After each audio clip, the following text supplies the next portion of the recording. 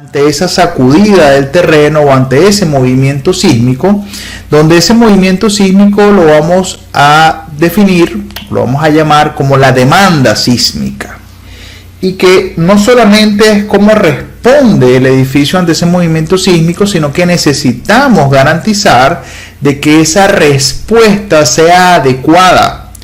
Es decir, que el comportamiento de esa edificación ante el movimiento sísmico sea adecuado o que tenga un buen desempeño.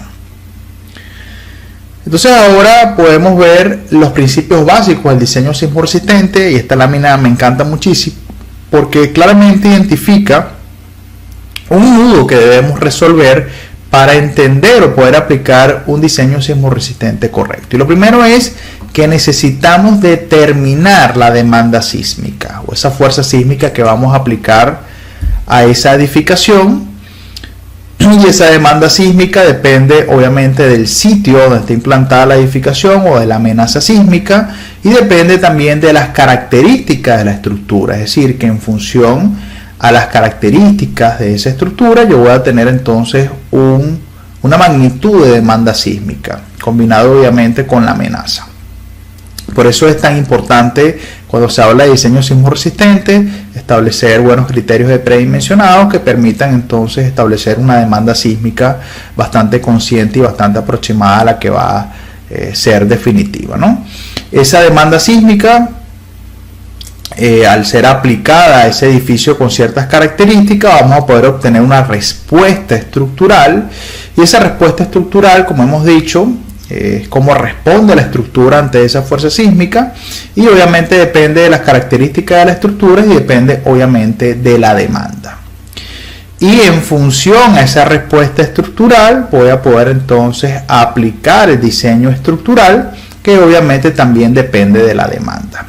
Entonces obviamente debo obtener la demanda sísmica, debo evaluar la respuesta estructural y debo aplicar un diseño estructural sismo resistente de forma conveniente para poder entonces cumplir con los criterios o los principios básicos del diseño sismo resistente y poder lograr entonces que se tenga un comportamiento adecuado de la misma. Entonces, ¿por qué me gusta mucho? Porque prácticamente relaciona desde el principio tener una buena estructuración desde el punto de vista sísmico, conocer los conceptos sísmicos para poder entonces obtener en función a su normativa la demanda sísmica, ver entonces cómo esa estructuración me permite obtener o evaluar una respuesta estructural, y ante esa respuesta estructural poder realizar el diseño estructural y poder cumplir con todos los criterios de diseño sismo resistente. Entonces, de una forma muy global vamos a poder entonces ver la relación entre esos conceptos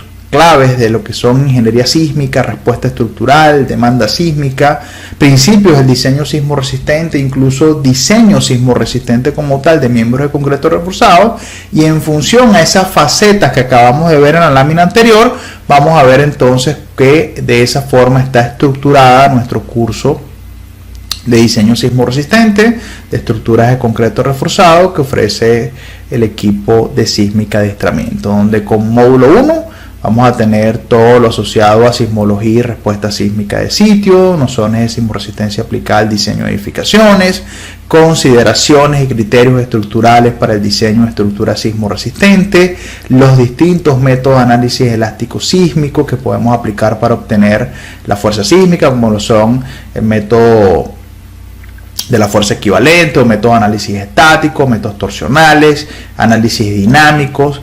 Y vamos a estar aclarando todo lo que serían las combinaciones modales para análisis dinámico, las combinaciones direccionales, componentes sísmicas verticales, efectos P-deltas, control de desplazamientos, etc. Es decir, que todo este módulo que acabamos de ver, que arrancamos en nuestro curso, prácticamente está totalmente relacionado con lo que sería la demanda sísmica, ¿ok?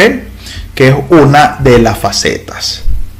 Obviamente dentro de ese análisis sísmico se obtiene también la respuesta sísmica, que son obviamente cómo responde a nivel de deformaciones, cómo responde a nivel de vibraciones, cómo responde a nivel de solicitaciones, y con esa respuesta entonces podemos pensar en aplicar los conceptos del diseño sismorresistente de edificaciones en concreto reforzado, que según el ACI 318-2019 básicamente lo separa en dos grupos: el comportamiento y diseño sismorresistente de estructuras aporticadas de concreto reforzado, donde tenemos los pórticos especiales a momento, tenemos los pórticos intermedios a momento y los pórticos ordinarios. A su vez tenemos el sistema de muros especiales y de muros acoplados, y vamos a también estar evaluando las estructuras combinadas como lo son de sistemas pórticos con muros, como el que vemos acá en la imagen. Entonces, obviamente vamos a estar repasando las nuevas tendencias que trae la ACI 318-2019 para la aplicación del diseño sismorresistente de estos sistemas.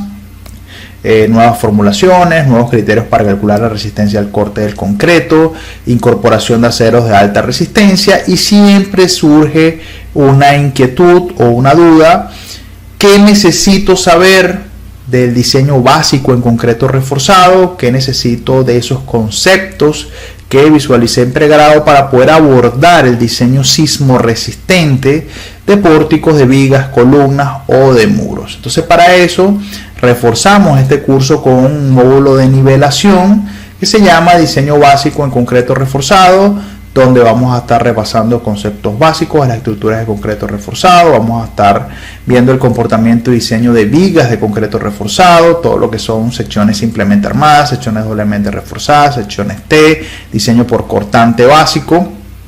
Y vamos a estar evaluando el comportamiento y diseño de columnas de concreto reforzado, antecompresión axial pura, flexocompresión uniaxial, flexocompresión biaxial, construcción de diagramas de interacción de columnas rectangulares, columnas cuadradas, columnas circulares, que nos van a permitir poder entonces aplicar correctamente el diseño sismorresistente. Entonces, es muy importante revisar este módulo de nivelación, no solamente para recordar estos conceptos básicos, para poder abordar estos conceptos un poco más avanzados, sino que también hablando de nuevas tendencias, de la actualización del código ACI 318-2019, muchas de esas nuevas tendencias parten del diseño básico de elementos de concreto reforzado, que a su vez se extrapolan a nivel de ecuaciones o requerimientos para el comportamiento y diseño sismorresistente de edificaciones de concreto reforzado, que como lo acabamos de mencionar, vamos a estar revisando dos sistemas por separado: los sistemas aporticados,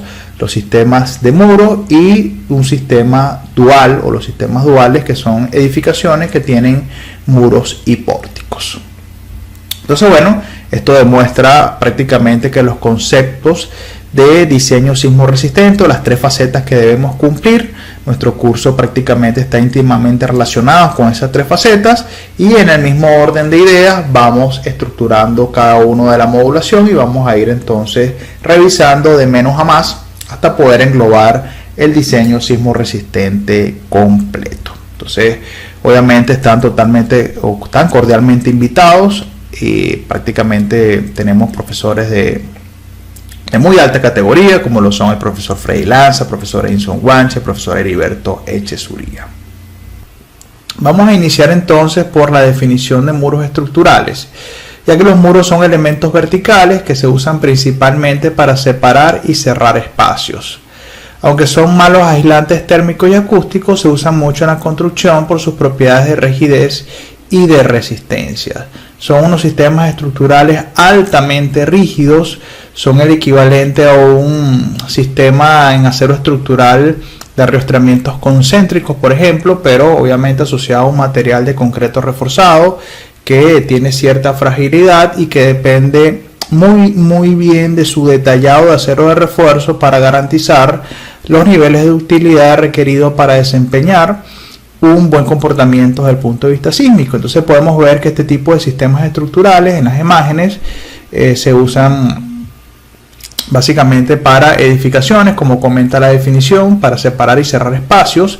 Así que muchos edificios están construidos con este sistema, y cuando se necesita en función a su geometría en planta una alta rigidez o compensar cierta rigidez para buscar ya sea una regularidad estructural o un buen comportamiento asociado a cumplir con los desplazamientos que exigen los códigos normativos, es de gran utilidad usar este tipo de sistemas estructurales.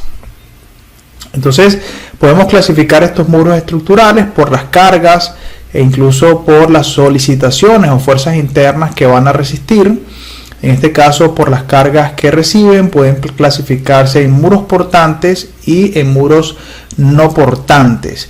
Y adicionalmente existe otra clasificación como los muros estructurales o de corte, ¿no? Cuando me refiero a muros portantes, me refiero a muros de carga o muros no de cargas. Los primeros, los portantes, básicamente son aquellos que soportan cargas verticales o cargas horizontales perpendiculares a él, es decir, perpendicular a su plano. Eso es lo que se conoce en la práctica como muros de sostenimiento o muros de contención. ¿Okay? Principalmente porque, bueno, se llaman muros de sostenimiento o de contención porque sostienen un material, pero trabajan muy similar debido a que las fuerzas están aplicadas perpendicular a su plano. Mientras que los segundos solo resisten su peso propio y eventualmente alguna que otra carga horizontal. Eso es lo que se refieren a los muros no portantes o los muros de no carga, ¿no? Los muros de sostenimiento y algunos muros de sótano también pertenecen a este grupo. Los muros estructurales o de corte, llamados comúnmente placa en algunos textos y en algunos países, se diferencian de los anteriores porque reciben cargas horizontales paralelas a la carga del muro. ¿Okay? O sencillamente están cargados en su plano, los cuales generan importantes esfuerzos cortantes en las estructuras.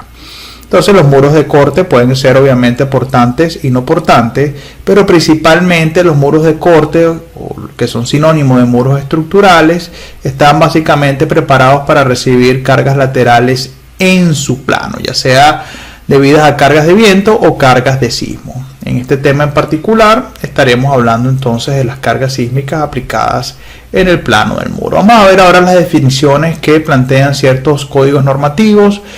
Los más importantes o relevantes en esta presentación serán el ACI 318-2019 y el AC7 2016. El ACI 318 usa el término muro estructural como sinónimo de muro de cortante. Y a pesar de que el reglamento ACI 318-2019 no define los muros de corte o los muros de cortante, la definición encontrada en el capítulo 2 de muro estructural establece que un muro de cortante es un muro estructural. Y aquí les traigo a cotación la definición en su capítulo 2. Dice que el muro estructural es un muro diseñado para resistir combinaciones de momento, cortante y fuerzas axiales en el plano del muro. Y un muro de cortante es un muro estructural. Entonces en este caso vamos a recibir una fuerza externa en su plano y que produce entonces cortante y momentos flectores que prácticamente van a estar asociados a esa carga que se genera en el plano del muro, ¿no? Adicionalmente siempre vamos a tener presencia de cargas verticales debido al peso del muro y por alguna viga o losa que esté siendo apoyada sobre ese muro, ¿no? Entonces básicamente es un elemento también flecho comprimido. La C07 define un muro estructural como un muro que cumple con la definición de muro de carga o de muro de cortante. Y un muro de carga se define como un muro que soporta carga vertical mayor que un cierto valor de umbral, ¿okay? Es decir, establece un valor mínimo que debe recibir de carga y con eso entonces se clasifica como un muro de carga. Pero el muro de cortante lo define como un muro de carga o no de carga diseñado para resistir fuerzas laterales que actúan en el plano del muro. Entonces, ambas definiciones también son bastante acertadas en la práctica y son bastante también aceptadas por la mayoría de los profesores y los ingenieros que se dedican a la parte estructural. Y en fin, bueno, sencillamente cuando nos refiramos entonces a muros estructurales nos estaremos definiendo por lo general a un muro de corte, ¿no? Que está preparado para recibir fuerzas en su plano y que esas fuerzas en su plano pueden ser tanto sísmicas como de viento, ¿no? Entonces los muros estructurales de concreto reforzados son sistemas ampliamente utilizados en el proyecto de edificaciones sismo resistentes. Sus características resaltantes de elevada rigidez y ductilidad le permiten resistir de forma muy eficiente las cargas laterales debido a las acciones sísmicas. limitando los desplazamientos laterales de la estructura, que esto es algo muy importante. Hay normativas que son bastante exigentes con el cumplimiento de las derivas, los desplazamientos laterales, y que prácticamente es obligatorio el uso de este tipo de sistemas para aportarle la rigidez que exigen los códigos normativos, y permite también una gran disipación de energía en las zonas diseñadas para tal fin, a diferencia de los pórticos que disipan energía en las vigas o los elementos a flexión. En este caso, el elemento responsable del sistema es el muro, y lo hace a través de cedencia del acero de refuerzo en la base del muro. Entonces vamos a poder observar sus distintas disposiciones en planta. Vemos acá un edificio emblemático con una forma bastante irregular en forma de cruz, y que para poder rigidizar esos salientes o esas alas se colocaron unos muros en los extremos en forma de una especie de triángulo, y eso permitió alcanzar no solamente varios niveles de altura, sino que proporcionó la resistencia y rigidez que solicitaba o que se necesitaba para tener un buen comportamiento ese edificio, ¿no? Adicionalmente podemos ver que se usa mucho también para edificaciones. Esto es un edificio comercial de oficinas, esto es un edificio residencial. En este caso es un sistema combinado de muros y pórticos, donde prácticamente el sistema resistente a cargas laterales pudiera hacer un efecto combinado. Va a depender de los niveles de fuerza que reciba cada sistema. En este caso es un edificio construido con formaletas que se van colocando de forma estratégica, donde los espacios que se rellenan en el vacío del concreto sencillamente van creando los muros estructurales. Va a tener muros en ambos sentidos, y prácticamente todo el sistema estructural es un sistema de muros que resiste las cargas laterales, ¿no? Entonces son ampliamente usados y cumplen los requerimientos incluso arquitectónicos. Ciertos edificios de gran altura se diseñan con este sistema de muros o en forma de sistemas duales, pórticos y muros, para así aprovechar las bondades de estos últimos en las estructuras aporticadas, obteniendo un comportamiento estructural eficiente. Y incluso como un comentario personal, me gusta mucho la combinación de pórticos y muros, e incluso es muy recomendado este sistema, porque a pesar de que el pórtico es sumamente dúctil, ofrece una utilidad increíble y una capacidad de disipación de energía notable, y que adicionalmente tiene muy pocos mecanismos de falla frágiles, y que sencillamente con un buen detallado podemos lograr una utilidad increíble. Muchas veces después del evento sísmico resulta que debido a su flexibilidad los elementos no estructurales sufren grandes daños, y que sencillamente, a pesar de que sean reparables o sustituibles, generan un daño o un impacto económico muy fuerte. En ese caso es preferible usar un sistema un poco más rígido o proporcional cierta rigidez, como estos sistemas de muro, como vemos acá en pantalla, y que adicionalmente tenemos en un sistema combinado. Esa rigidez proporciona o disminuye el daño de elementos no estructurales, y sencillamente entonces es preferible porque después del evento sísmico sencillamente los daños en elementos no estructurales son menores, y obviamente no tienen un impacto económico tan importante como el punto anterior que les mostré, ¿no? Entonces acá en esta imagen podemos ver el comportamiento a nivel de deformaciones de cada sistema por separado, y que mediante un uso combinado, garantizando el diafragma rígido y la igualdad de desplazamientos por piso, prácticamente uno compensa las carencias de otro. Entonces la deformación del pórtico es del tipo de corte, y la del muro de flexión. Bajo la suposición de diafragmas rígidos en cada piso, como comentaba hace un momento, las deformaciones de ambos tipos de estructuras están obligadas a igualarse. Así que la deformada será de un modo intermedio. En los pisos inferiores el pórtico se deforma mucho y el muro poco.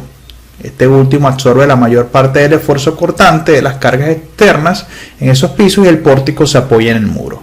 En cambio, en los pisos superiores ocurre lo contrario. La deformación relativa al pórtico es pequeña y la del muro muy grande. En este caso, el esfuerzo cortante externo es soportado por el pórtico, y el muro prácticamente se apoya sobre él. Vamos a revisar también las características geométricas del muro. En este caso puedo tener un sistema o un muro particular como miembro estructural que sea continuo desde la base hasta la altura donde sea requerido, y ese muro va a contar de forma geométrica una longitud que es denominada como LW, una altura total, ¿okay? No se corresponde a una altura de entrepiso, sino a una altura desde la base del muro hasta el tope, que se conoce como HW, y como BW podemos definir el espesor del muro. Adicionalmente, si tenemos un muro que se forman ciertas discontinuidades producto de puertas y ventanas, sencillamente entonces se genera lo que pudiera formar un acoplamiento del muro a través de unas vigas de acople, que sencillamente, dependiendo de su rigidez, genera un comportamiento separado de los muros verticales o un comportamiento totalmente acoplado o unido. Entonces, cuando tenemos aberturas, prácticamente vamos a tener lo que se conoce como segmento vertical de muro y lo que se conoce como segmento horizontal, donde en el segmento vertical de muro igual vamos a tener la altura total del muro, la longitud del muro, y H sub n será la altura de la viga de acoplamiento de los muros. También podemos ver sus características geométricas en una imagen real. Vemos la longitud del muro, el espesor del muro y la altura del muro, ¿no? Y muchas veces vemos en la práctica muros con suficiente altura y prácticamente un espesor muy pequeño que genera cierta esbeltez, y de igual forma es un elemento bastante rígido, bastante resistente, pero ya vamos a ver que desde el punto de vista estructural, sismorresistente, un muro esbelto ante cargas laterales en su plano, bueno, necesita de una serie de consideraciones, por lo menos en los extremos, ¿no? Y entonces a partir de ahí podemos hablar no solamente de características geométricas como base, altura y espesor, sino que también podemos hablar de la configuración de acero, y prácticamente los muros de sistema estructural resistente a sismo por lo general tienen dos capas de acero, tienen también acero vertical y acero horizontal. Salvo algunas excepciones que permite la norma, prácticamente hay una capa de acero y se utiliza con una especie de malla plana.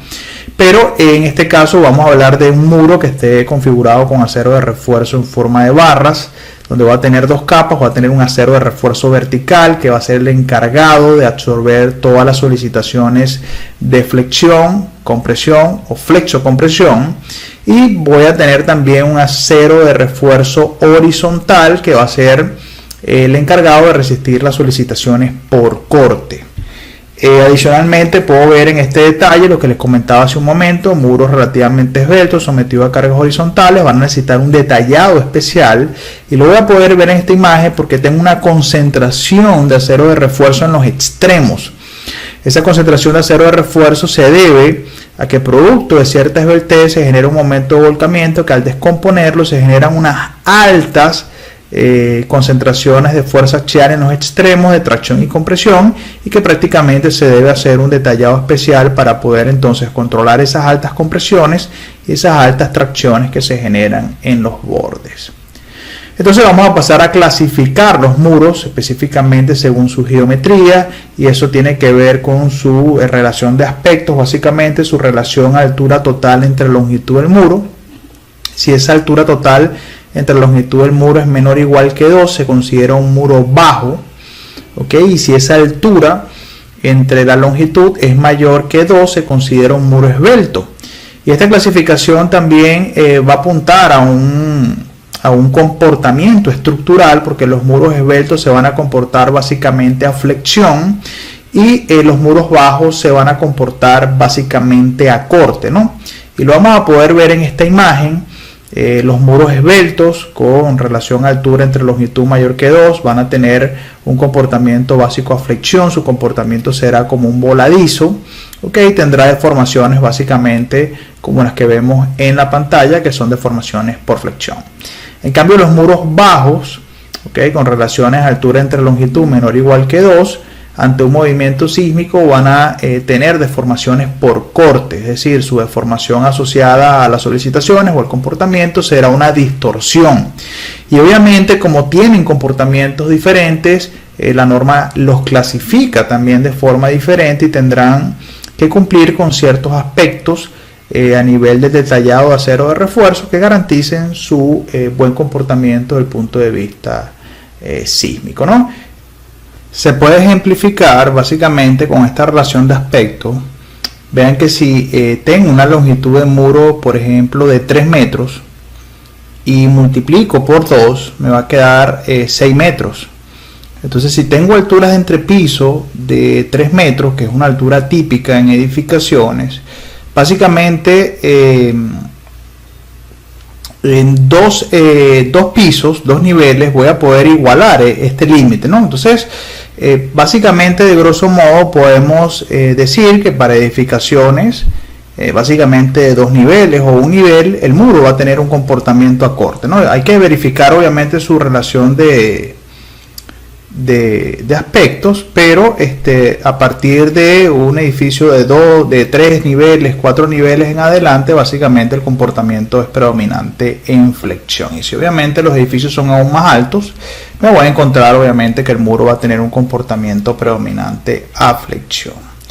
También podemos clasificar esos muros según la sección transversal. Tenemos los muros planos, que es un conjunto de muros que proyectados en planta no presentan cambios de dirección ni bifurcación. Es decir, esta opción A, un muro donde tengo un único espesor constante, básicamente es un muro plano, ¿no? Tengo muros con elementos extremos, que básicamente son conocidos como miembros de borde. Son muros con un incremento de sección transversal en los bordes del muro y pudiera ser incluso de un solo lado o pudiera ser de ambos lados. Básicamente no debemos confundir, ¿no?, que un muro con elementos extremos es un muro con elementos de borde, porque un muro plano puede tener un elemento de borde que esté embutido en su espesor de muro, ¿no? Tenemos aquí incluso vemos el ejemplo, las opciones. Puedo tenerlo en un solo extremo, puedo tener esos elementos extremos en el otro extremo, puedo tenerlo en ambos, ¿no? Tengo los muros con alas, que son muros en forma de T y L, que son muros que al ser proyectados en planta lucen como muros perpendiculares entre sí. Y tengo los muros quebrados, que son muros que presentan cambios de direcciones y bifurcaciones en su proyección en planta, ¿no?, como lo vemos acá en estos últimos que se ven en la siguiente imagen, ¿no? Ahora, si nos vamos al comportamiento estructural, específicamente de los muros bajos, que son muros donde su altura total entre longitud es menor o igual que 2, podemos observar los tipos de deformación que podemos tener ante cargas horizontales. Tenemos básicamente deformaciones por corte, deformaciones de levantamiento y deslizamiento, ¿no? Donde básicamente casi todos son mecanismos de fallas que tenemos que cuidar y que vamos a poder observar también que en función a esa aplicación de la carga, si el muro no está armado, básicamente ante la primera etapa de carga se genera una grieta diagonal, básicamente por una tensión o tracción diagonal que se genera a 45 grados, ¿no? Si colocamos una configuración de acero, tanto en vertical como horizontal, y esa separación no es adecuada, o esa cantidad o esa cuantía de refuerzo no es adecuada, bueno, ante tempranas etapas de carga también voy a poder evidenciar el mecanismo de falla o el agrietamiento a 45 grados por tracción diagonal. Pero si establecemos un armado tipo jaula o tipo reja, donde cuidamos muy bien la separación de ese acero de refuerzo y su cuantía, y que ese acero de refuerzo o esa cuantía horizontal para resistir corte sea similar a la cuantía vertical, voy a distribuir ese patrón de grietas, ¿okay?, en cada una de esas cuadrículas, y voy a generar ese mecanismo de agrietamiento ante cargas horizontales de una forma distribuida, y eso colabora a que el muro ante este tipo de comportamiento pueda recibir no solamente una gran cantidad de etapas de carga, sino que también pueda comportarse adecuadamente ante estas cargas de modo alternantes.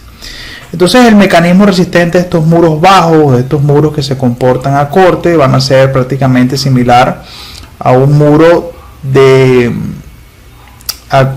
similar al del comportamiento de una viga alta, de concreto reforzado, donde prácticamente se cumple el criterio de bielas y tirantes, y vamos a ver entonces que se genera un puntal a compresión que obviamente es resistido por el concreto, y que los tensores que se generan obviamente van a ser resistidos por el acero de refuerzo. Entonces es práctico usual poder establecer ese armado tipo reja, tipo cesta, que incluso ese acero esté bien pegadito, que esas cuantías sean bastante similares o iguales, la vertical con respecto a la horizontal, para tener entonces una distribución mejor de las grietas y que puedan entonces resistir cada uno de los aceros de refuerzo esa tracción equitativa, ¿no?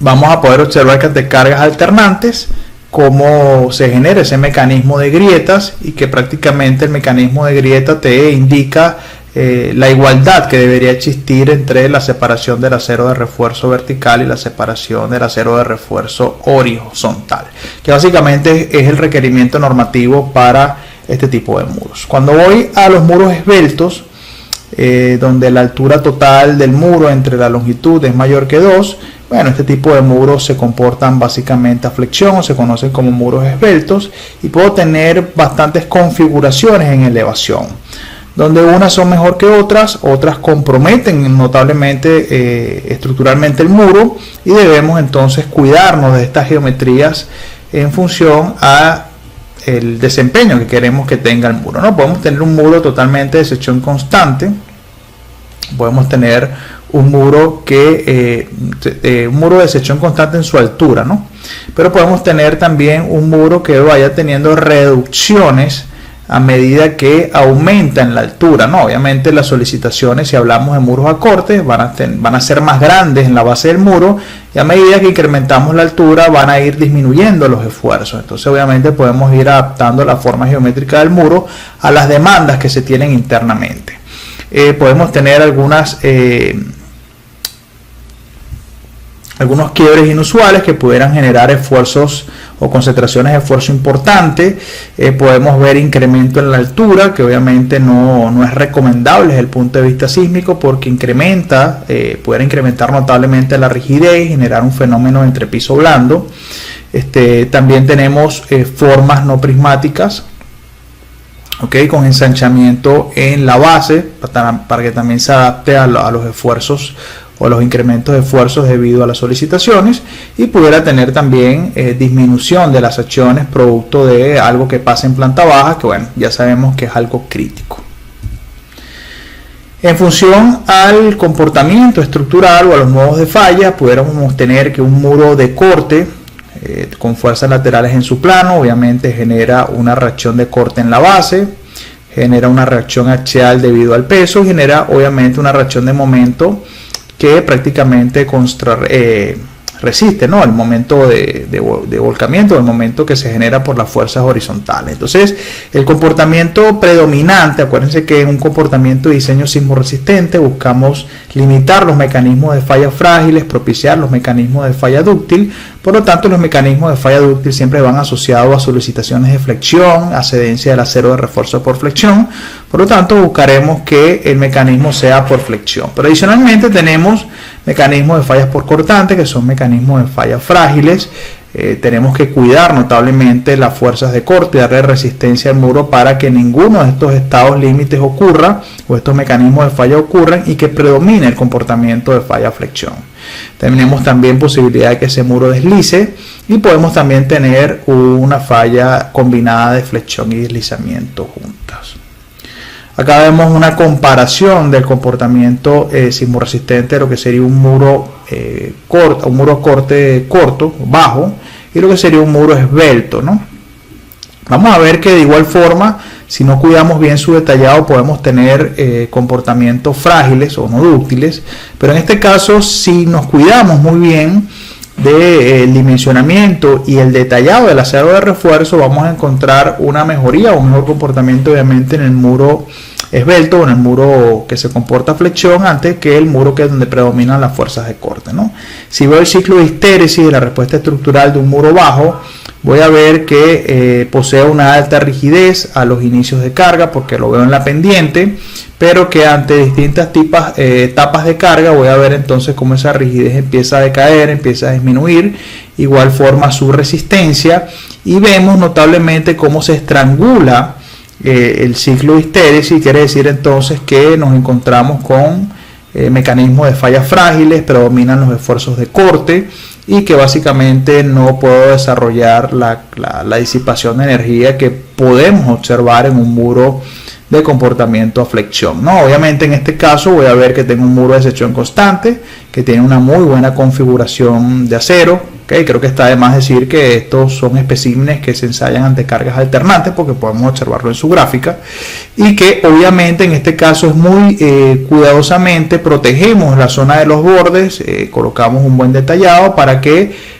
no se generen del todo mecanismos de falla frágil, y podemos ver entonces cómo, cuidando bien su detallado, vamos a encontrarnos siempre una rigidez similar o una degradación poca de la rigidez, poco estrangulamiento, prácticamente no se nota pérdida de la resistencia, y que adicionalmente entonces podemos ver una alta capacidad de disipación de energía, ¿no?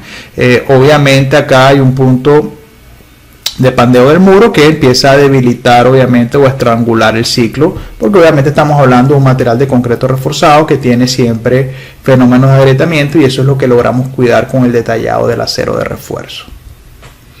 Entonces en muros esbeltos, debido al momento que se genera en la base, que es bastante alto, se descomponen un par de fuerzas compresión-tracción, y para poder resistir estas compresiones, estas tracciones, y que podamos limitar las deformaciones unitarias y la resistencia, y que pudiéramos desarrollar lo que estamos esperando a nivel de comportamiento sismo resistente, es necesario entonces reforzar esta zona en los extremos, y es lo que se conoce como miembros de borde, que no es más de colocar dos elementos unidos a ese muro en forma de columna, y que incluso se detallan como una columna especial a momento. Entonces debemos cuidar no solamente su capacidad resistente a fuerza axial, sino que debemos confinar muy bien el acero de refuerzo transversal, cumplir adecuadamente con el detallado, los ganchos y la disposición de acero, para garantizar que ese elemento realmente confina al muro y que va a ser capaz de resistir ese par de fuerzas compresión-tracción. Entonces, prácticamente un muro sujeto a cargas laterales tiene un comportamiento de voladizo, donde se va a generar una alta tracción y compresión en la zona de los extremos, donde prácticamente puedo simplificarlo como dos columnas que debo agregar ahí, y que tengan entonces la capacidad resistente para absorber ese par de fuerzas, ¿no? Entonces, debido a la concentración de fuerzas de tracción y de compresión en las zonas extremas del muro, puede que se requiera concentrar grandes cantidades de acero para equilibrar estas fuerzas. Estos aceros se distribuyen en zonas llamadas como miembros de borde, y prácticamente la norma impulsa mucho el cuidado del detallado y la colocación de acero de refuerzo en esos miembros, porque son los que realmente le proporcionan el comportamiento adecuado de esos muros esbeltos, ¿no? Y por tratarse de miembros de concreto reforzado, la adecuada disposición del acero de refuerzo en toda la longitud de los muros es necesaria para obtener el comportamiento esperado, en especial cuando se desea diseñar para que dicho acero incursione en el rango inelástico en zonas específicas con el propósito de disipar energía. Se suelen diseñar miembros de borde, los cuales consisten en zonas ubicadas en los extremos del muro con una disposición especial. Entonces, como les comentaba hace un momento, puedo tener miembros de borde que estén totalmente embutidos en el espesor del muro, y que en función a las fuerzas pueda ir diseñando la profundidad de la dimensión del miembro de borde dentro del muro. Pudiera tener como una especie de saliente en los extremos, generar una columna un poco más grande dentro del muro, y que bueno, adicionalmente el acero de refuerzo del muro pueda penetrar totalmente hacia los extremos de esos miembros de borde. Ya entrando en lo que serían las fuerzas de diseño, nos vamos a enfocar en lo que sería el diseño por cortante.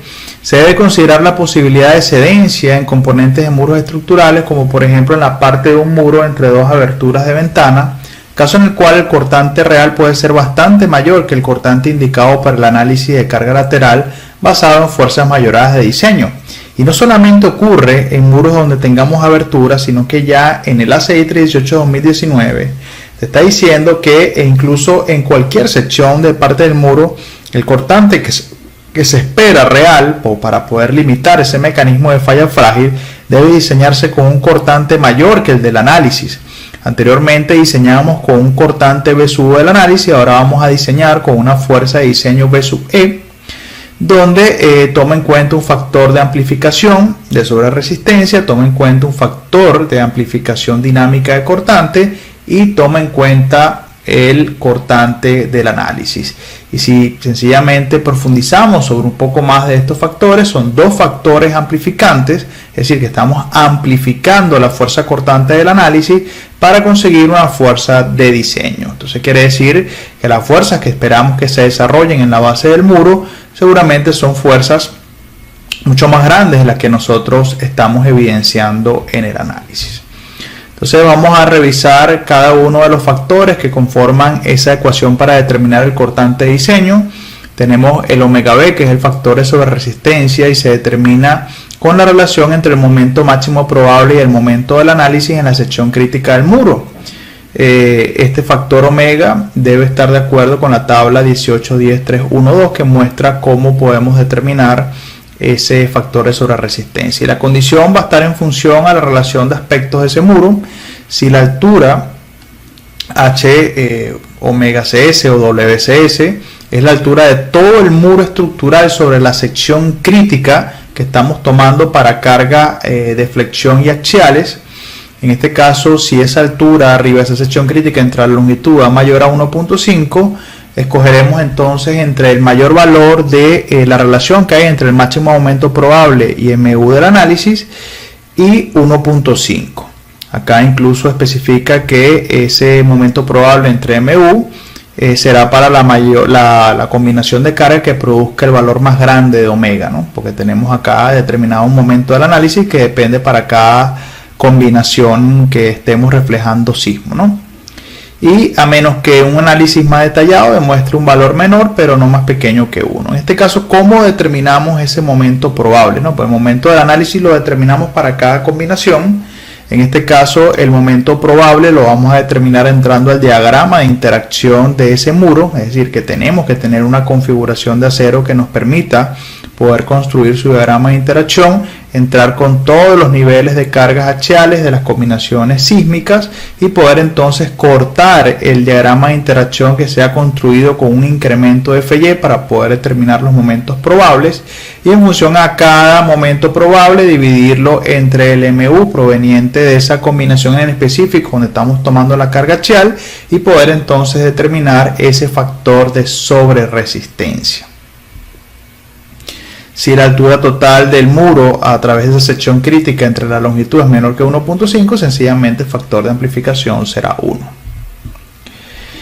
Ya visto el factor de sobreresistencia, vamos a ver el factor para tomar en cuenta la amplificación dinámica de cortante. Este es un factor que tiene que ver con el periodo o los periodos que desarrollan cada uno de los modos de vibración, es decir, toma en cuenta los modos superiores. En este caso podemos determinarlo para muros con esa altura sobre la sección crítica entre la longitud menor que 2, es decir, muros que trabajen a corte. Ese factor de amplificación dinámica de cortante debe ser tomado como 1. Si no, ese factor debe calcularse como 0.9 más NS entre 10, si NS es menor o igual que 6, siendo NS el número de pisos sobre la sección crítica, y vean que depende del número de pisos. Por lo general ese número de pisos está asociado a una esbeltez o no esbeltez, es decir, que tiene influencia en el número de niveles y por ende va a tener influencia en el periodo de vibración del edificio. Y vamos a encontrar que para un número de niveles mayor que 6, ese factor de amplificación se calcula como 1.3 más NS entre 30 menor o igual a, y tiene que estar menor o igual a 1.8, ¿no? También NS está limitado a no ser tomado menor que 0.007 la altura total que hay arriba de la sección crítica, ¿no? Acá vemos su limitante. Y acá vemos un esquema de lo que sería el comportamiento o los ajustes que hizo el ACI 318-2019 para determinar la demanda, ¿no? Si vemos un segmento vertical de muro total, vemos que la sección crítica ocurre en la base del muro. Aquí es el lugar donde nosotros esperamos las incursiones en rango inelástico. por obviamente tener una alta demanda de solicitaciones, y adicionalmente debemos a la hora de poder distribuir la cantidad de acero de refuerzo, ya sea incluso longitudinal para resistir flexión o flexocompresión y cortante, es que debemos suministrar un comportamiento de que efectivamente la menor sobreresistencia o lo más ajustado, es decir, garantizar que la incursión se dé justamente en la sección crítica de que estamos analizando, y poder prácticamente sobreestimar en ciertos puntos el acero para que prácticamente fuera de esta región todo el muro se comporte bajo un rango inelástico, ¿no? Entonces vamos a ver el diagrama de fuerza. Vemos la sección crítica en la base, que por lo general ocurre acá, no siempre, ¿no?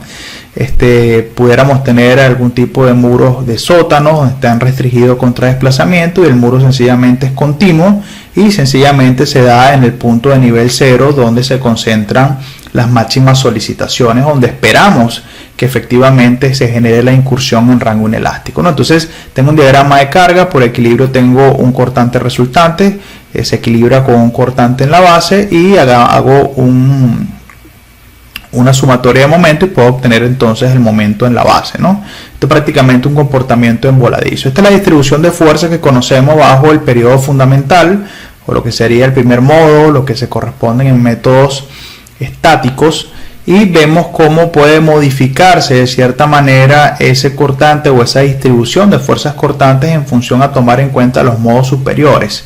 Y de acá proviene el tomar en cuenta la amplificación del factor dinámico de cortante, porque sencillamente hay una variación, ¿no?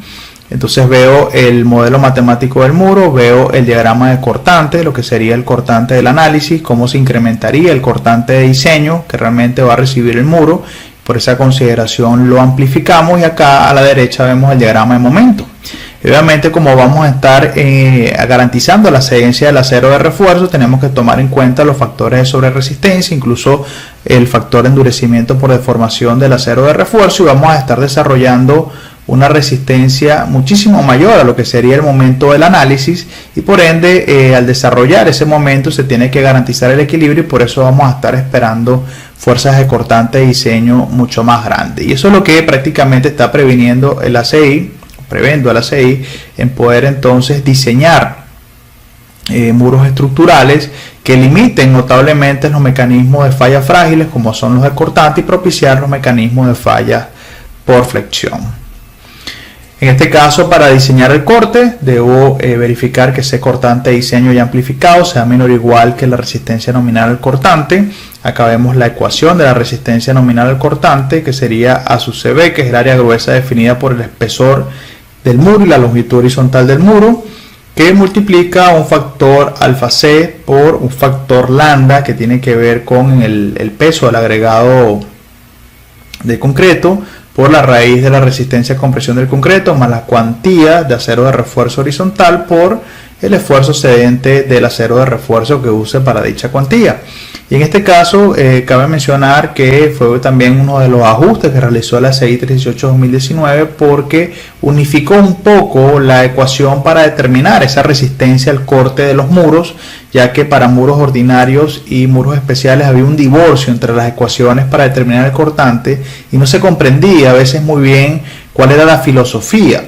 En este caso prácticamente ahora las ecuaciones son muy parecidas, y sencillamente variamos uno que otro factor, pero prácticamente es en estructura algo bastante similar. Entonces acá tenemos el factor, ya sabemos que A sub CB es el área gruesa definida del muro como el espesor por longitud, el área tangencial, tenemos los materiales, y vemos que depende de un factor lambda C, que ese factor lambda C depende de la relación entre la altura del muro y la longitud del muro. Si es menor que 1.5, lambda C es 0.25, si es mayor o igual que 2, ese lambda C es 0.17, en esfuerzo megapascales, en kilogramos fuerza centímetros cuadrados sería 0.8 y 0.53, y si el valor está entre 1.5 y 2, sencillamente podemos interpolar el valor linealmente para establecer el valor de lambda C.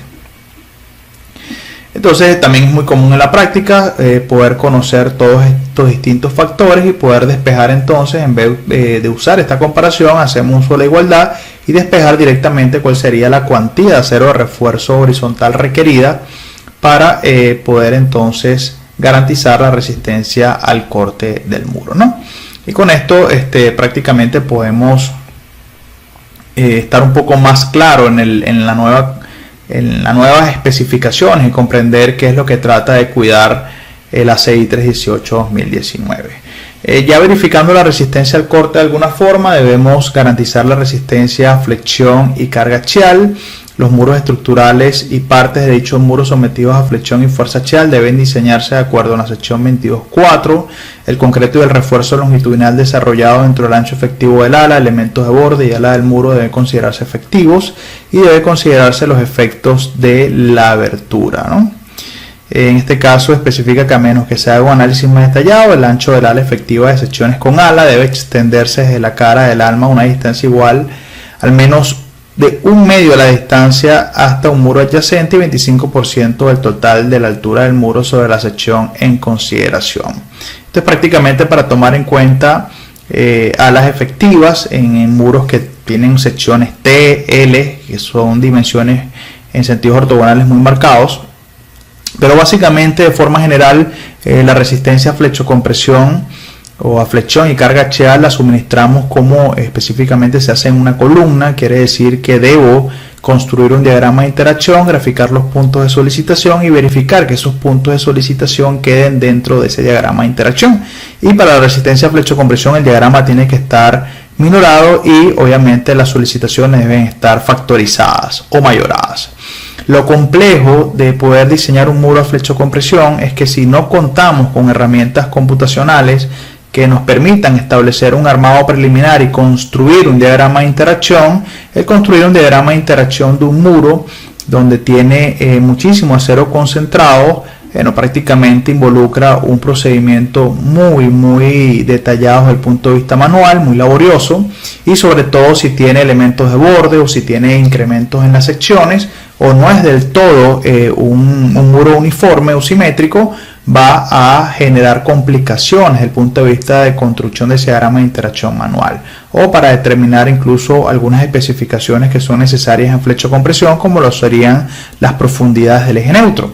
Entonces ahí surgen ecuaciones simplificadas dependiendo de la configuración del muro para poder establecer profundidades del eje neutro. Hay autores que sencillamente concentran la mayor cantidad de acero en los extremos para proporcionar una resistencia mayor a la flexocompresión. Acostumbran a usar una cuantía mínima en el alma del muro. Hay personas o ingenieros que desprecian esa cuantía mínima y se quedan únicamente con los extremos y analizan la columna como con una viga o una columna doblemente reforzada. Hay ecuaciones también simplificadas que buscan tomar en cuenta una distribución uniforme de muro. Hay formas de hacerlo también exacto, pero de igual forma va a depender de lo que estemos utilizando, la herramienta, para poder entonces evaluar la resistencia a flexocompresión. Pero de grosso modo necesitamos de igual forma revisar, construir el diagrama de interacción y verificar que efectivamente esa resistencia a la compresión es adecuada. Pasando entonces al comportamiento de la altura del muro entre longitud del muro es mayor o igual que 2, los muros y segmentos verticales cumpliendo esa relación, que son efectivamente continuos desde la base de la estructura hasta la parte superior del muro y que se diseñan para tener una única sección crítica de flexión y fuerzas axiales, deben cumplir con A y B. A es que las zonas de compresión deben ser reforzadas con elementos especiales de borde cuando se cumpla que 1.5 el desplazamiento último entre HWCS, que es la altura del muro total a partir de la sección crítica, sea mayor o igual a la longitud del muro entre 600 veces la profundidad del eje neutro. Quiere decir que si acomodo mejor esta ecuación, estaré comparando directamente profundidad del eje neutro, y que si la profundidad del eje neutro, que corresponde a la mayor profundidad del eje neutro calculada para la fuerza axial mayorada y resistencia nominal a momento congruente con el desplazamiento de diseño lambda U o delta U, es mayor a este eje neutro límite, sencillamente voy a necesitar reforzar los extremos con miembros de borde. Está limitado ese delta U entre la altura del muro, medida de la sección crítica, y tiene que ser mayor o igual a 0.005. Ahora, ¿a qué se refiere esto? Sencillamente este será el valor de eje neutro límite para garantizar que la deformación unitaria última en el concreto en la zona más comprimida sea un valor de 0.003. Quiere decir que para profundidades del eje neutro en ese muro mayor o igual a ese valor límite, vamos a estar esperando deformaciones unitarias mayores a ese valor. Por lo tanto, debemos cuidar notablemente el confinamiento de esos elementos de borde para poder tener un desempeño adecuado desde el punto de vista sísmico. ¿Cómo obtenemos esta profundidad del eje neutro? Bueno, hay muchas formas de obtenerla. Una de ellas es tener el diagrama de interacción, pedirle del análisis cuál sería el desplazamiento más grande en función a cada una de las combinaciones, tomar ese desplazamiento más alto, buscar la combinación que carga axial tiene. Con esa carga axial tienes entrar al diagrama de interacción, cortar el diagrama de interacción, conseguir el momento nominal y obtener esa excentricidad.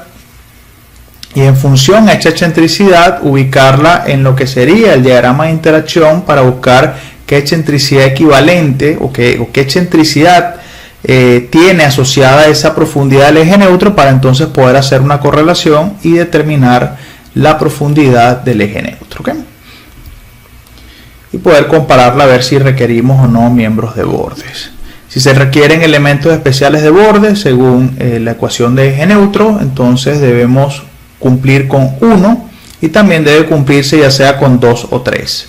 Es decir, que si requiere elementos de borde, el refuerzo transversal de esos elementos especiales de borde deben extenderse verticalmente arriba y debajo de la sección crítica al menos el mayor valor entre LW y MU entre 4 veces B sub n, excepto con lo permitido en 18.10.4. Es decir, si necesito colocar miembros de borde según el requerimiento de la profundidad del eje neutro, entonces debo prolongar ese refuerzo transversal especial a un máximo valor entre LW y MU entre 4 veces B sub U. Y MU y B sub U son determinados en la sección crítica, por arriba y por debajo. Adicionalmente debo cumplir con 2 y 3, la condición, con una de ellas, o sea, debo acompañar esta con cualquiera de estas dos. Veo que el espesor del muro tiene que ser mayor o igual a la raíz de 0.025 la longitud de ese muro. El muro sin alas B debe tomarse igual al espesor del muro. Y la condición 3 tiene que ver con la capacidad de deriva o la demanda de deriva. Y la capacidad de deriva que debe ser mayor o igual a 1.5 la demanda de deriva. Y puedo determinar esa capacidad de deriva mediante esta ecuación, que depende de la profundidad del eje neutro, depende del cortante, depende del área de sección transversal del muro, la longitud y su espesor, y está limitado a un valor de 0.015. Debe ser tomado mayor o igual a este valor. Y especifica que si la capacidad de deriva no excede la demanda de deriva en un diseño preliminar, se requieren cambios en el diseño para aumentar la capacidad de deriva del muro y reducir la demanda de deriva, o ambos, de tal manera que la capacidad de deriva exceda la demanda de deriva en todos los muros de la edificación. Acá seguimos mostrando un detalle que vamos a seguir comentando, pero de grosso modo explica el resumen, los requisitos de elementos de bordes para muros especiales con una relación HW entre LW mayor o igual que 2 y una sección crítica única controlada, flexión y carga axial, vemos requerimientos de elementos de borde cerca del borde de zapatas u otros, a diferencia de cuando tengo no tengo ese elemento de borde cerca de un borde de zapata. Debo cumplir sencillamente con una prolongación de 30 milímetros, garantizar siempre la cedencia, tracción o el desarrollo atracción de las barras con un incremento un 25%, y vamos a ver con los demás requerimientos que ocurre a medida que vamos aumentando con la altura del muro. También se requieren miembros de borde en zonas de compresión cuando la tensión máxima de compresión de la fibra extrema correspondiente a las fuerzas mayoradas, incluyendo los efectos sísmicos, sobrepasa el 20% de la resistencia F'C.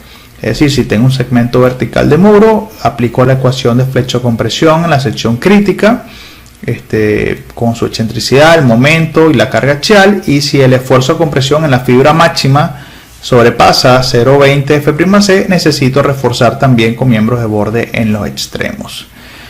Como nota tenemos que los elementos de borde pueden ser descontinuados cuando las tensiones sean inferiores al 15% de F'C. Es decir, que a medida que voy aumentando en la altura, ese esfuerzo va disminuyendo en la fibra máxima comprimida, en lo que alcance el 15% de F'C en la tensión a compresión, puedo entonces descontinuar el miembro de borde. Si ahora nos vamos al software Etaps, vamos a ver entonces un modelo tridimensional de un sistema mixto, donde podemos ver que en dirección del eje X tenemos muros estructurales de corte, también tenemos pórticos, pero estos muros fueron creados y prácticamente modelados para absorber la mayor parte de la fuerza sísmica. Así que pudiéramos pensar de que en este sentido nuestro sistema es de muros estructurales especiales, y en el sentido del eje Y tendríamos entonces sistemas estructurales del tipo aporticado. Pero nos vamos a concentrar rápidamente en el eje o en la elevación del eje 1.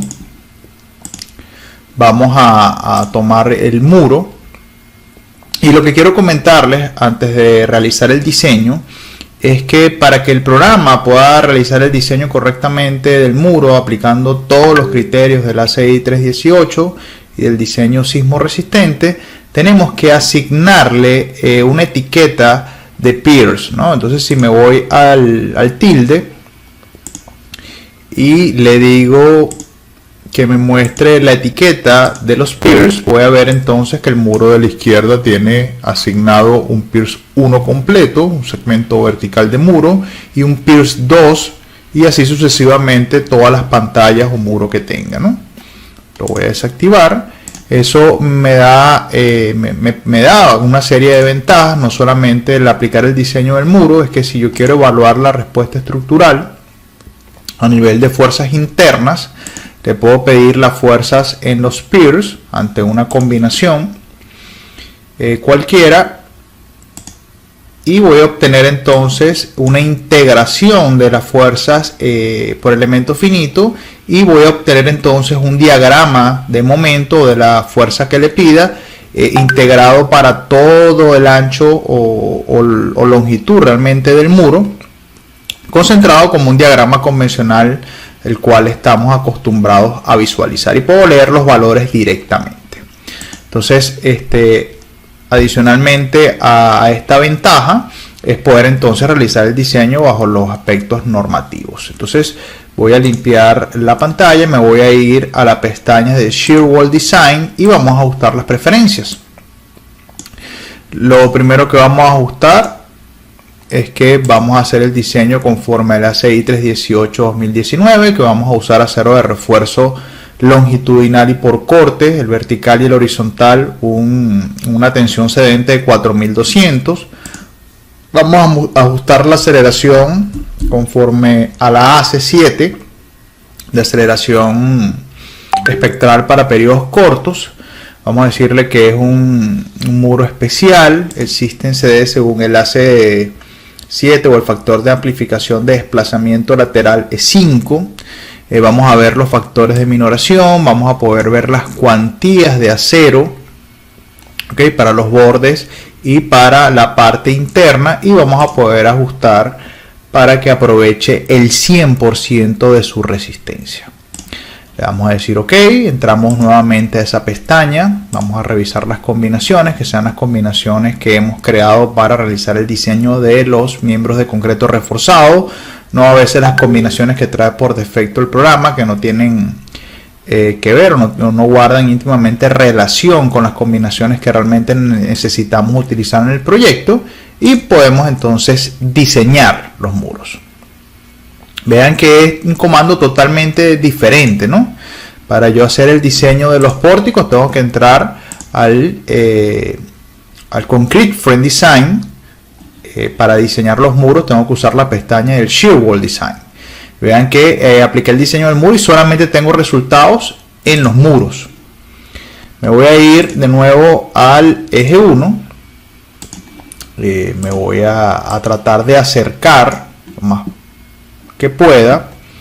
Voy a revisar que estoy en unidades de centímetros, y lo primero que muestra el programa es el acero de refuerzo longitudinal en el piers o en el muro, el acero de refuerzo longitudinal requerido, ¿no? Entonces si me voy, por ejemplo, a la base del muro, requiero 397.55 centímetros cuadrados. Yo puedo entrar y darle clic derecho y ver entonces, vamos a hacer un poco de zoom.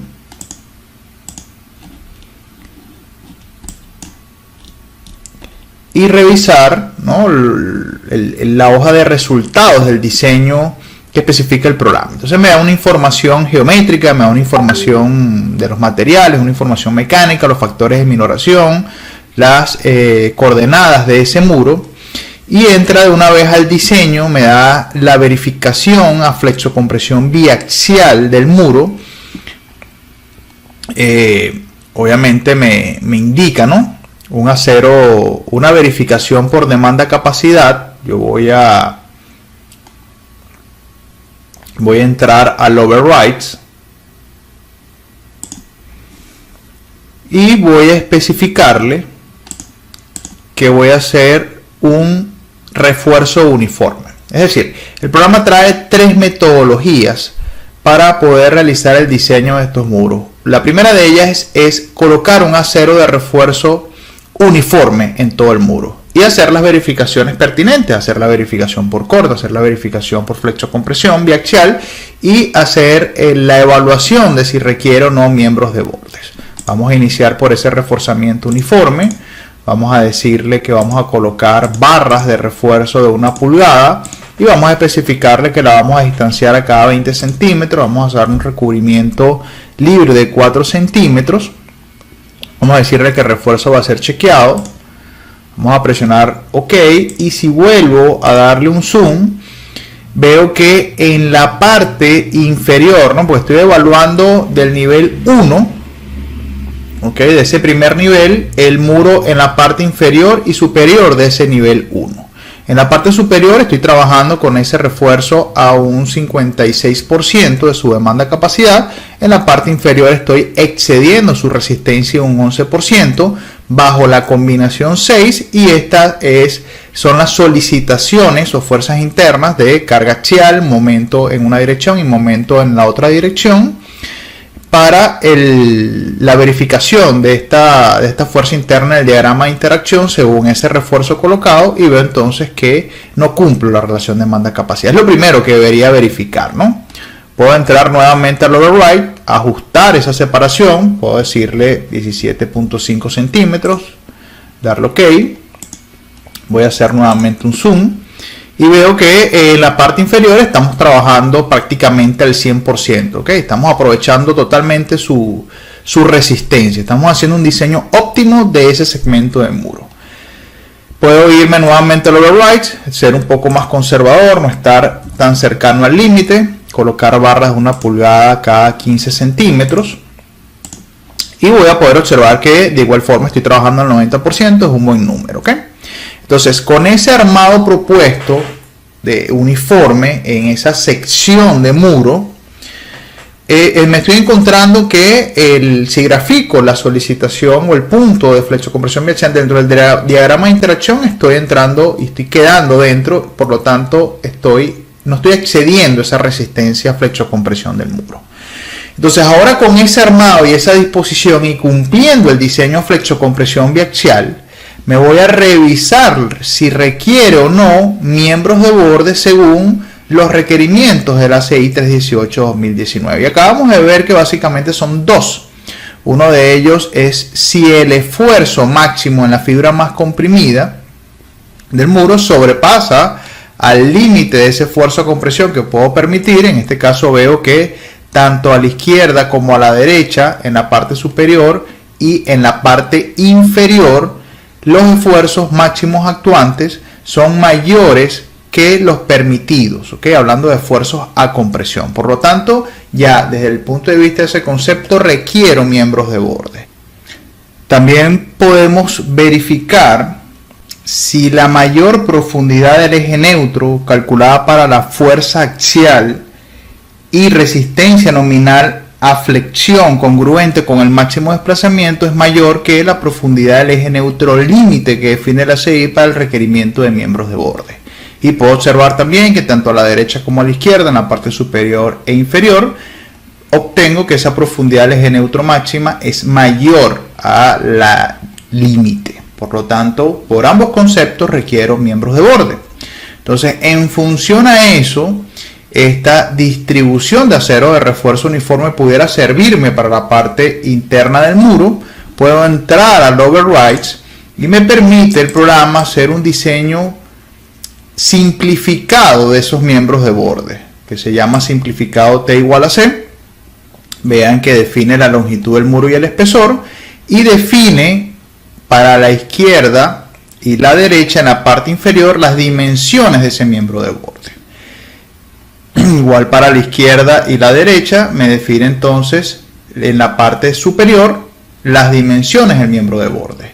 En este caso, si dejo las dimensiones como cero, es decir, no especifico las dimensiones de ese miembro de borde, voy a presionar OK, vuelvo a hacer un zoom, vean que cambia la pantalla, me define el programa según el espesor del muro, la parte interna, o sea, la dimensión en la dirección de la longitud del muro que debería tener ese miembro de borde. Vean que en la parte inferior necesito un miembro de borde de 75 centímetros en la longitud del muro, y me define el acero de refuerzo a tracción y el acero de refuerzo en la zona comprimida.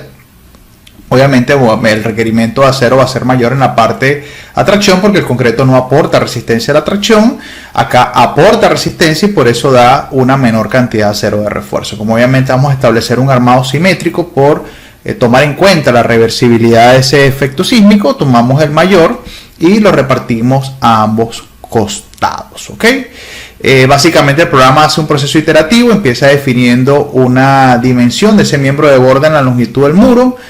Si mal no recuerdo, empieza con el espesor del muro entre 2, evalúa esa dimensión, calcula, hace el desglose de las fuerzas de tracción y compresión que se generan por los momentos y la carga axial, y sencillamente evalúa si el requerimiento del área de acero refleja una cuantía mayor a la permitida. Por eso en las preferencias ajustamos o podemos ajustar las cuantías máximas y mínimas a tracción y compresión de esos miembros de borde.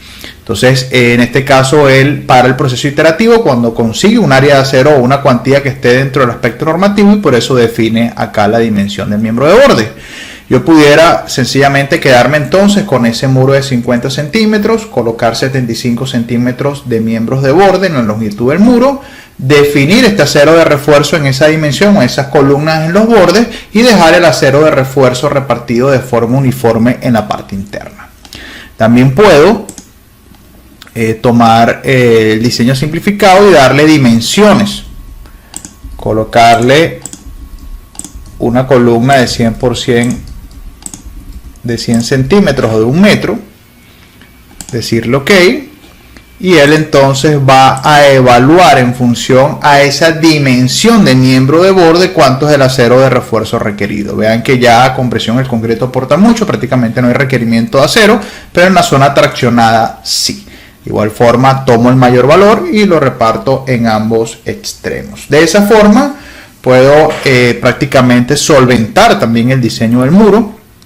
Incluso hay muchos calculistas que toman como recomendación cuando aplican este diseño T igual a C, poder concentrar ese acero en los extremos y prácticamente pasar una cuantía mínima en la parte interna del muro, ¿ok? Para poder entonces disminuir esa cantidad de acero de refuerzo.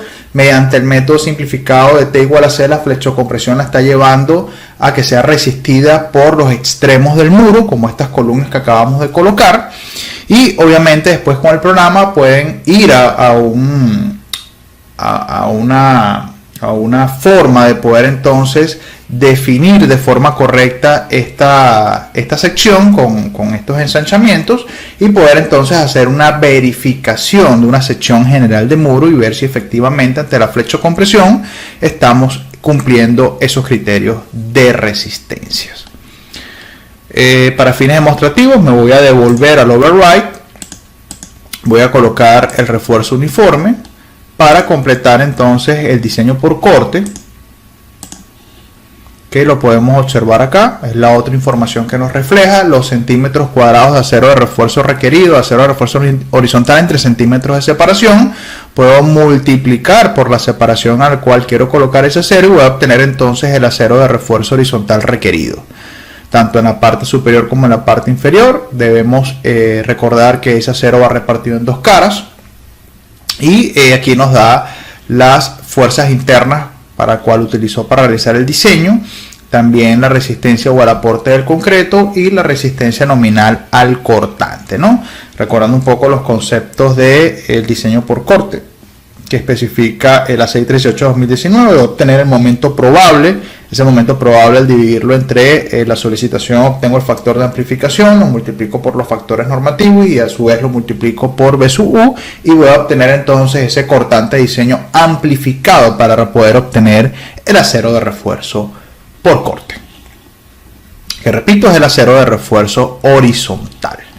Entonces puedo mostrarles también, ¿no?, la otra forma. Ya vimos el método de diseño para un refuerzo uniforme, vimos el método simplificado de T igual a C, vimos también parte del diseño por corte, y puedo en el Shear Wall Design también crear una sección general de muro. Le voy a decir que sí, que la voy a agregar. Le voy a decir que inicie con el Pierce 1 en el nivel 1, me voy a concentrar en el nivel 1 y voy a ir al Section Designer. Era lo que les comentaba ahorita. Puedo entrar a esta ventana donde puedo sacar una información impresionante.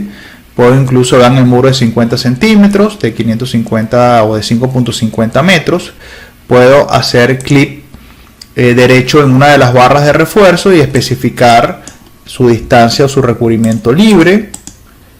Puedo cambiar la barra de refuerzo, su diámetro. Puedo decirle que voy a usar barras de 1 pulgada que estén separadas a 15 centímetros y puedo aplicar a todos los bordes. Vean cómo ajusta, ¿no? Puedo ir a la esquina también, decirle que quiero barras de 1 pulgada que aplique a todas esas esquinas, y tengo entonces el acero de refuerzo colocado en el muro. Puedo revisar el diagrama de interacción, puedo incluso verlo para el minorado, puedo ver el nominal. Vean que no tiene incluida el efecto de la sección controlada, y puedo verlo bajo un incremento de FY. Puedo entrar con la carga axial que define la combinación y obtener el momento probable para dividirlo, por ejemplo, con respecto a MU de esa combinación, y poder entonces obtener el factor de amplificación que me pide para el diseño por corte. De igual forma, el programa usa, ¿no?, este diagrama de interacción para poder hacer las verificaciones pertinentes a flexocompresión. Puedo también ver ciertas propiedades, y puedo ver también el diagrama momento curvatura. Puedo incluso definir esta sección tal cual como está. Puedo agregar barras, por ejemplo, si quiero utilizar el muro de espesor uniforme y requiero colocar barras de refuerzo que terminen de definir la columna. Vamos a suponer que acá se terminan los 75 centímetros y yo quisiera agregar dos columnas más, dos barras de refuerzo más para hacer el miembro de borde.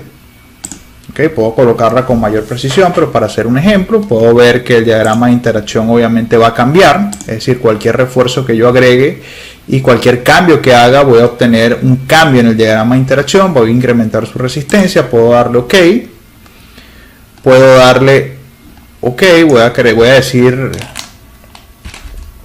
que es una sección definida, puedo darle OK. Puedo incluso, voy a limpiar el diseño, puedo tocar todo este muro, ir al Shear Wall Design y asignar una sección uniforme. Le voy a decir que es esta en el top y en el bottom, en la parte superior e inferior, esa sección que acabamos de crear. Puedo diseñar ese muro y puedo decirle entonces que muestre la relación demanda-capacidad, y vean que si me acerco bajó la demanda de capacidad un 90% o un 87% con los refuerzos que acabo de colocar. E incluso, ¿no?, si quiero ser más exacto y cumplir con el diseño que he verificado, puedo ir a definir la sección y puedo agregar la cantidad de acero de refuerzo que me pide el diseño T igual a C, que era lo que les comentaba. Puedo colocar el refuerzo en área de acero, llevarlo a número de barras, colocarla a disposición y obviamente tratar de ajustar un menor diámetro, hacer la verificación a flecha compresión y revisar los criterios de demanda de capacidad tal cual como lo acabamos de ver. Entonces vean que el programa es bastante versátil, ¿no?, para realizar el diseño el diseño sismorresistente del muro, ¿no? Realmente lo hace de forma correcta, te permite varias metodologías y es bastante dinámico poder realizar este diseño y bastante competitivo. Particularmente me gusta mucho la forma en que lo diseña y las verificaciones que podamos hacer manualmente, que durante nuestro curso vamos a revisar hojas en Excel, hojas en MATCAD que permitan verificar estos resultados que refleja el programa. Nos vamos a dar cuenta que son bastante consistentes. Entonces, bueno, esto fue lo que les traje preparado el día de hoy. Espero que esta sesión promocional les haya gustado bastante y les sirva de gran utilidad. Esperamos entonces unos minutos para la ronda de preguntas. Voy a ir entonces a refrescar mi garganta mientras van formulando.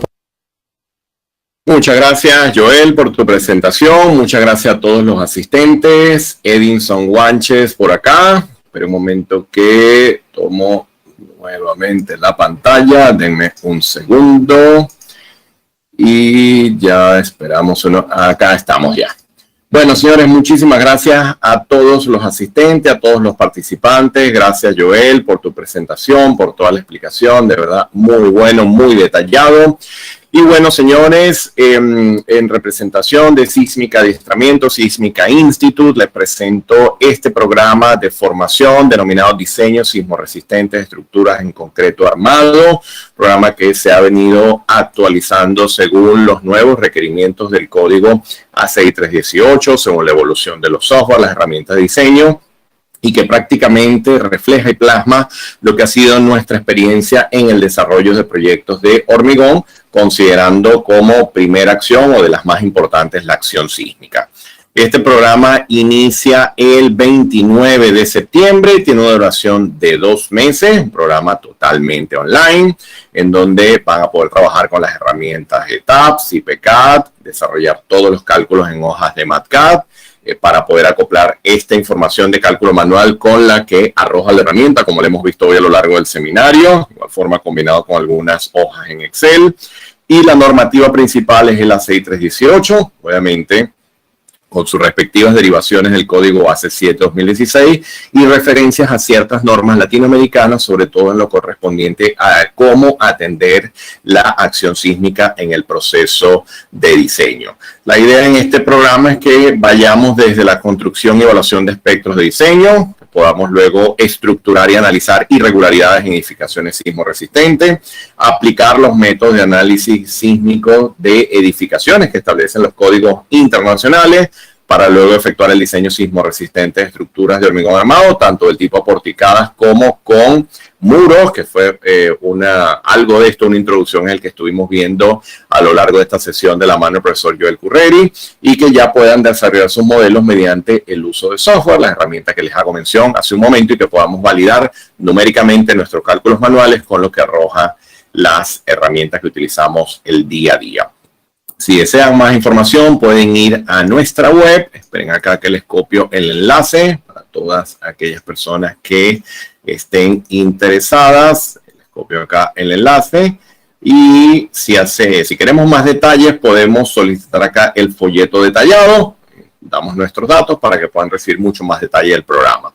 A grandes rasgos les menciono, por ejemplo, fíjense, partimos de un primer módulo de introducción a la sismología y respuesta sísmica de sitio. Voy a estar yo acompañándolos un poco con los temas relacionados con respuesta sísmica de sitio, entender de dónde viene ese espectro de respuesta que luego abordamos en la normativa como espectro de diseño, de dónde proviene eso, cuál es la filosofía con la que se construye, en qué están basadas las normas para poder desarrollar estos espectros. Es interesante porque muchos de ustedes pueden estar en localidades en donde se exijan análisis de respuesta sísmica de sitio, donde debemos dominar lo que ocurre en un análisis de respuesta sísmica de sitio contra lo que establece el código de diseño. Todas aquellas personas ubicadas en Chile, en Ecuador, en zonas de terremoto de subducción o incluso en zonas de fallas transcurrentes, pero de obras ya de cierta magnitud, de cierta importancia, es muy importante dominar estos conceptos de respuesta sísmica del terreno.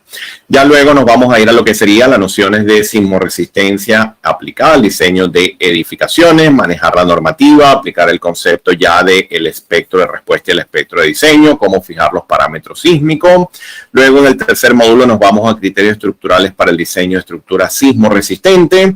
Ya aquí vamos a abordar fuertemente lo que es la filosofía de estructuración, dimensionado y diseño de sistemas resistentes a cargas horizontales, el atender la irregularidad a partir de un proceso de identificación que establece el código y cómo atender irregularidades de mucha importancia, como por ejemplo el caso del entrepiso blando. ¿Okay? Luego vamos a ir a los métodos de análisis sísmico que establecen las principales normativas a nivel internacional. Partimos y tenemos como referencia lo indicado por el código AC7-2016, pero como les digo, muchas referencias también al manejo de la normativa latinoamericana, que es la mayoría de los asistentes a este programa de formación. Luego tenemos en el módulo 5 el diseño sismo resistente de estructuras aporticadas de concreto reforzado, el cómo abordar el diseño de los sistemas OMF, IMF, SMF. Yo siempre comento a aquellas personas que lidiamos constantemente con el rollo sísmico, también les digo, no olvidemos los sistemas OMF, IMF y que realmente se utilizan en muchos casos, en muchas situaciones, en donde por la naturaleza del proyecto y la ubicación realmente es necesario optar por estos sistemas. Entonces es interesante porque sí, se le da mucha fuerza a los sistemas SMF, pero también se aborda todo lo correspondiente al comportamiento y diseño de los sistemas IMF y OMF, y ya la idea es que puedan desarrollar sus ejemplos de cálculo manual y siempre la validación con el software, con la herramienta de diseño que se esté utilizando. Y luego el sexto módulo, bueno, hoy hemos visto una introducción a lo que es el diseño sismo resistente de muros estructurales de concreto armado. Acá obviamente este módulo se ve con mucho detalle y de igual manera con cálculo numérico y validación mediante software, mediante herramientas de cálculo.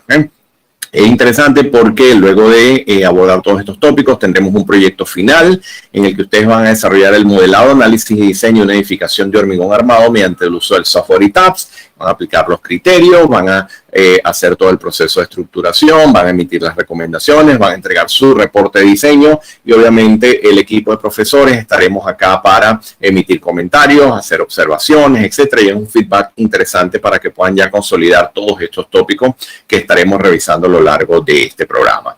Muchas veces nos preguntan, oye, pero yo estoy en el área de coordinación de proyectos o incluso soy del área de cimentaciones o de geotecnia, pero me muevo a este mundo de diseño estructural y de verdad vengo en cero. Bueno, hay un módulo de nivelación en el que se aborda el diseño básico en concreto armado, donde se revisan, fíjense, temas como la estructura, los conceptos básicos que se abordan en la estructuración de sistemas de hormigón armado, el comportamiento y diseño de vigas de concreto reforzado y comportamiento y diseño de columnas de concreto reforzado. Entonces esto permite, como decimos, calentar un poco los motores para que podamos ya abordar el resto del contenido sin mayor inconveniente. A lo largo de este programa los estará acompañando el profesor Joel Curreri. Ya hoy hemos tenido la oportunidad de escuchar su presentación. El profesor Joel es un ingeniero de proyectos ya con mucha experiencia en el sector industrial, en el sector comercial, sector residencial. He tenido la oportunidad de trabajar conjuntamente con el profesor Curreri en una gran cantidad de proyectos para la industria, para ejecución de centros comerciales, obras de infraestructura, etcétera. Además se desempeña en el área docente y combina muy bien lo que son los conceptos de de diseño estructural y lo que sería ya los aspectos académicos con lo que exige la industria, que siempre es difícil mantener esto en equilibrio. El profesor Freddy Lanza estará con nosotros también en la parte de sismología, en la parte de estructuración, en la parte de identificación de irregularidades, y el profesor Echezuría estará conmigo en la parte de sismología y respuesta sísmica de sitio. Este es un profesional con una cantidad importante de años de experiencia, ha sido un mentor para todos nosotros en el área de respuesta sísmica, en el área de proyectos sismo resistentes, y bueno, trae parte de sus conocimientos y de su experiencia a este programa de formación. Y bueno, yo, como les dije, estaré a cargo del módulo de respuesta sísmica de sitio. Mi especialidad ha estado combinar un poco lo que ha sido los conceptos de interacción sobre estructura a la concepción y diseño de proyectos sismo resistentes, tanto en el área de edificaciones como puentes, y en este tipo de programas siempre me gusta hacer referencia a muchas de estas cosas que nos conseguimos en la práctica en diferentes tipos de proyectos. ¿Está bien? Bueno, muy bien, vamos a ver si tenemos alguna consulta. Bueno, como les decía, empezamos el 29 de septiembre y pueden conseguir toda la información en nuestra web a todas las personas que estén interesadas en apuntarse a el programa. ¿Okay? Consultan por acá, vamos a ir respondiendo alguna de estas preguntas. Consulta por acá Henry. Se trata de un solo proyecto final, hay entregas parciales de su proyecto, es un proyecto final donde se aborda el contenido. El proyecto está diseñado para que pueda ser desarrollado en aproximadamente 15 días, pero obviamente le damos las pautas, los lineamientos, se abre un foro de consulta las 24 horas para que a medida que vayan desarrollando el proyecto puedan aclarar sus inquietudes y bueno, y que puedan cumplir con el alcance de dicho proyecto y poner en práctica estos conceptos en dicha asignación. Me consultan en relación a las clases semanales. Se trata de una clase en vivo semanal y hay mucho material colgado en el aula virtual. ¿Okay? En el aula virtual hay un contenido importante. Obviamente, este contenido que vemos acá no se puede abordar únicamente con sesiones en vivo. Además, la sesión en vivo, la idea es que podamos revisar casos adicionales, complementar la temática que está en el aula virtual, que pueda servir para discusión, atender preguntas, discusión de criterios, revisar algún caso complementario a lo que se ha visto a lo largo de la semana, y ya el resto del material lo pueden conseguir perfectamente en lo que sería el contenido del aula virtual. ¿Okay? Vamos a ver qué más tengo por acá. Bueno, tengo una cantidad importante de preguntas. No creo que nos dé tiempo de responderlas todas. Estoy tratando de ir lo más rápido que podamos para atenderlas. Vamos a ver qué más consultaban por acá. La presentación, la sesión será grabada. Sí, la sesión será grabada. El equipo a cargo de todo lo que es la coordinación del seminario se pondrá en contacto con ustedes para todos aquellos que requieran información adicional para apuntarse al curso, y de igual manera todos los participantes, los inscritos al seminario, podrán acceder a la grabación de la misma. ¿Okay? No se preocupen que tendrán acceso a ella posteriormente, no hay ningún problema. Muy bien. Consulta por acá Loreta, que no puede asistir completamente. No te preocupes, Loreta, porque ya posteriormente al seminario el equipo se pondrá en contacto vía mail para que puedas acceder a la grabación. ¿Okay? No hay ningún problema. En relación a los horarios de clase que me consultan por acá, pueden consultarlo a través de nuestro enlace web. Sin embargo, les voy a apuntar por acá el correo info sísmica adiestramiento.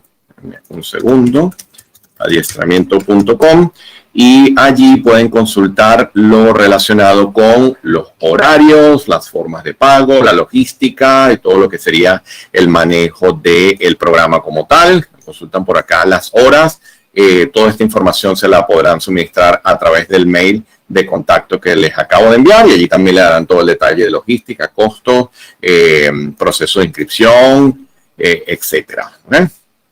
Para que ya puedan atender cualquier inquietud que tengan allí en relación al programa de formación como tal. ¿Okay?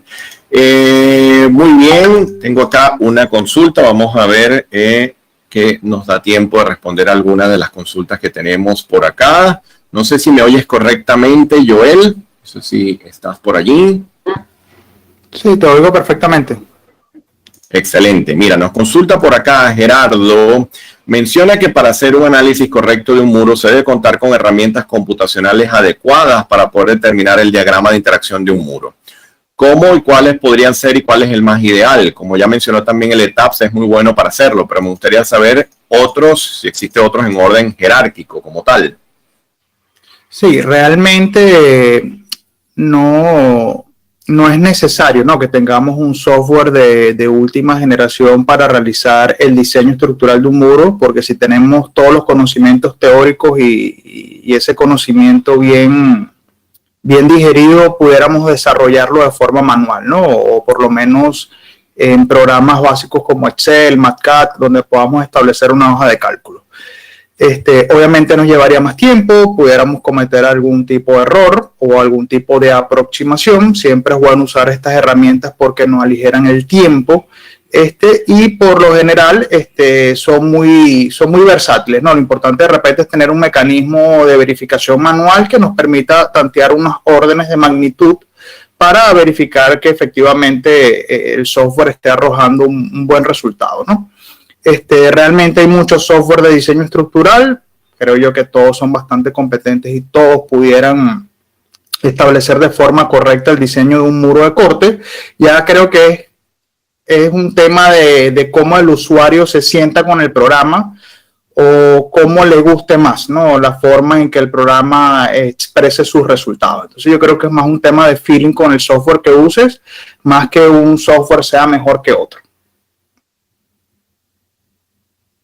Muy bien, Víctor por acá hace una consulta, a ver si la entiendo bien. Si se tiene un edificio con marcos resistentes a momento, entiendo que la consulta es saber si los muros que se puedan instalar se consideran para mejorar la rigidez del conjunto al no cumplirse las derivas. O sea, como que si el muro es un requerimiento para un sistema de marcos para mejora de rigidez lateral y control de derivas del sistema. Sí, realmente el hacer una estructura combinada mejora muchísimo para edificaciones de unas alturas considerables porque aprovechas el beneficio realmente de ambas cosas, ¿no? Aprovechas la rigidez del muro y aprovechas también la forma en que tiene de formarse el pórtico para los entrepisos superiores. Lo que sí es, bueno, para complementar por lo que estoy leyendo, es que efectivamente tú puedes considerar por cada entrepiso un elemento de muro, pero la longitud del muro como tal debe ser completa para poder hacer todas las verificaciones referentes a si el muro es esbelto, si el muro es corto. Pero efectivamente el combinar los dos sistemas te da un beneficio no solamente en rigidez, sino también en comportamiento. Es bastante preferible, ¿no?, en la práctica actual combinar estos dos sistemas. Excelente, muy bien, me comentan por acá las personas que no pudieron estar a lo largo de todo el seminario, no se preocupen que posteriormente el equipo de organización del seminario se pondrá en contacto con ustedes vía mail para que puedan acceder a la grabación del mismo, ¿ok? No se preocupen que van a poder acceder a la grabación sin problema posteriormente, ¿ok? Para aquellas personas que no pudieron estar desde el comienzo. Nos consulta por acá Miguel, ¿el desplazamiento último en la cúspide del muro es de los combos con sismo o el proyectado inelástico? No, tiene que ser el de las combinaciones con sismo, pero es el desplazamiento último. Tiene que estar ese desplazamiento determinado en el análisis multiplicado por el factor C sub D. Y obviamente tiene que ser el desplazamiento referente a combinaciones sísmicas. Muy bien, excelente. Bueno, señores, no me queda más que agradecerles a todos por su participación, por su presencia el día de hoy. Agradezco una audiencia muy, muy nutrida el día de hoy, que además, como siempre digo, se quedaron hasta el final. De verdad que les agradezco muchísimo. Agradezco al profesor Joel Curreri también por su presentación, por el detalle de toda la temática. no se preocupen que me sigue llegando por acá algunos comentarios. Van a tener acceso a la grabación posteriormente, ¿ok? De manera que ya luego el sistema les dará el feedback y van a poder acceder a dicha grabación. Las personas que están interesadas en el programa, que también me escriben por acá, como les decía, pueden contactarnos a través del mail info@sismica-adiestramiento.com, que envié hace un momento, para cualquier información adicional. Y como les decía, si desean más detalle del programa, les copio nuevamente el enlace de la web para que puedan revisar el detalle, puedan descargar el catálogo informativo, está todo el detalle de la temática, y de igual manera pueden a través del correo info solicitar cualquier información, cualquier detalle adicional que tengan en relación a dicho programa. Una vez más, bueno, les agradezco, les deseo muchísimo éxito, que estén todos muy bien, muchísima salud, y bueno, y manténganse siempre atentos a nuestras redes, que seguiremos publicando esta serie de seminarios, tanto en el área estructural como en el área geotécnica, en el área de cimentaciones, en el área sísmica, y bueno, espero que sea de provecho para todos. Hasta luego, Joel, un fuerte abrazo a todos y que estén todos muy bien.